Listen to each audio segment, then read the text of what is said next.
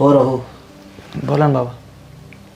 अरे तुमचं घराचं चाललं होतं, काय झालं रे त्याचं?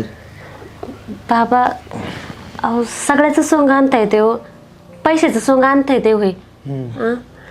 आमची स्वप्न मस्त मोठी आहेत, पण मला नाही वाटत की ते स्वप्न पूर्ण होईल. ते लांबणीवरच जाणार आहे बघा. तसे चालूच प्रयत्न माझे, बघतोय 2-3 ठिकाणी, झालं तर लवकर मग होऊन जाईल. दमाने.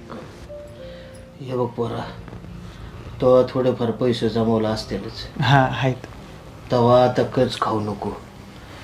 काय सुनबाई, असली कामं झटक्यातच होतात. तेव्हा आहे ना,